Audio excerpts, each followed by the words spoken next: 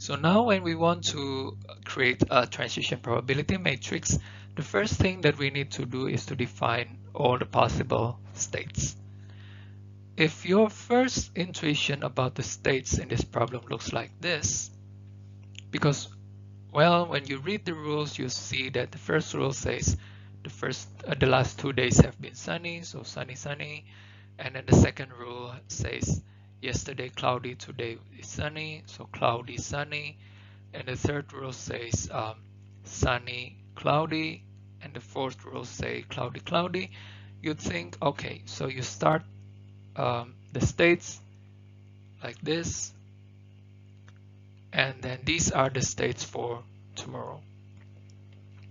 Well, I will say that this is not a correct states for our transition probability matrix.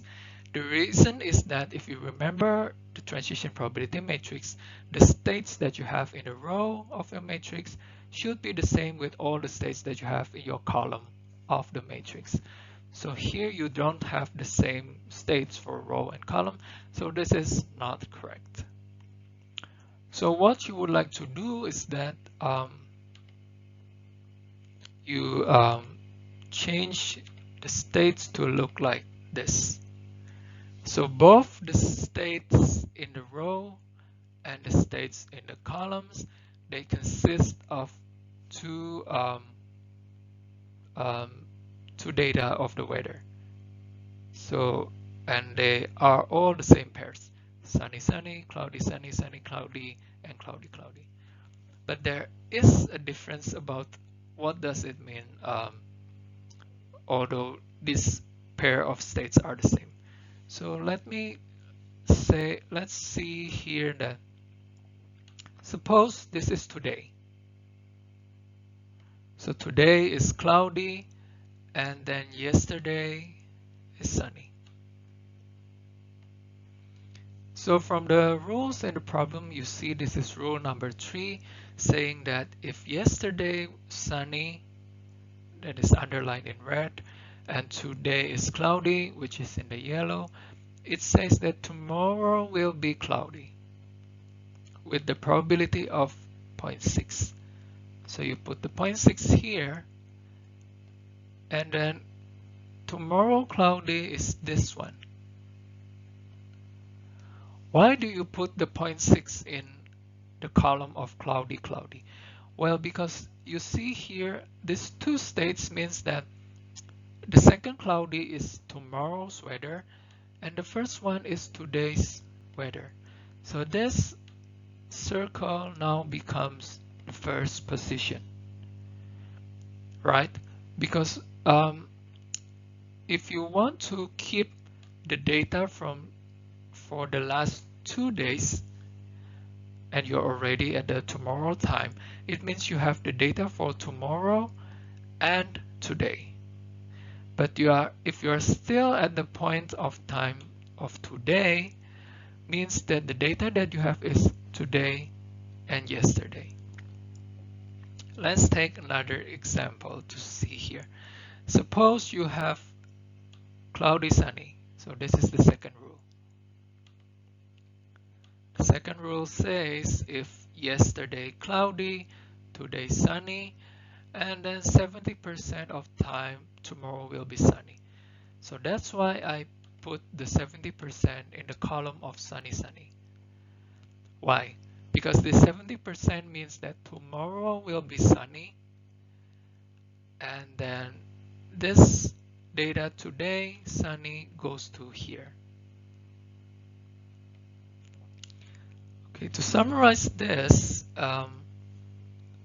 what we have in the row is that yesterday's data and today's data. What we have in the column is today's data and tomorrow's data.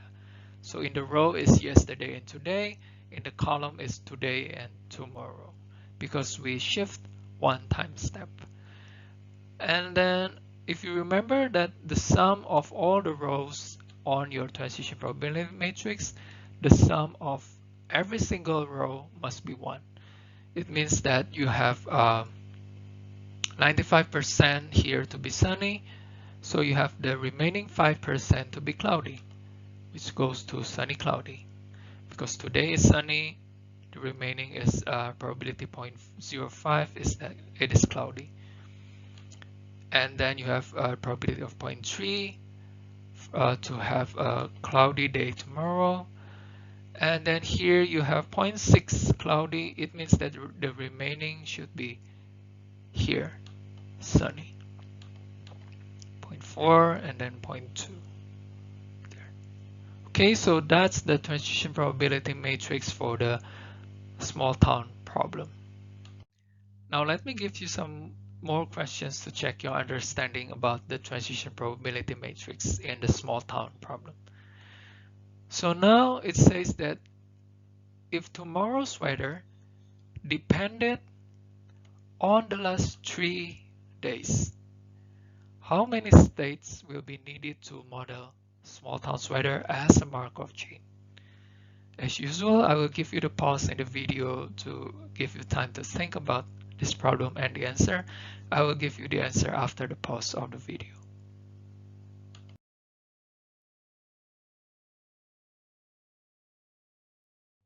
The answer is that you will need 8 states because you have 3 days data, so it can be sunny, sunny, sunny, sunny, sunny, cloudy, up to cloudy, cloudy, cloudy.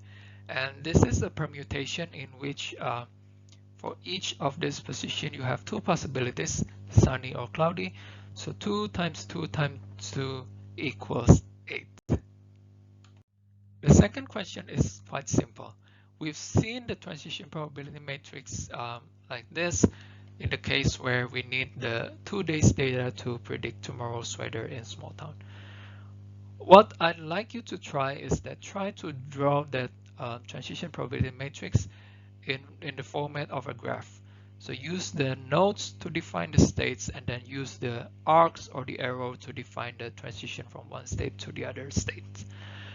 Okay, so that's the end of all the topics that I would like to discuss for Markov chain this week.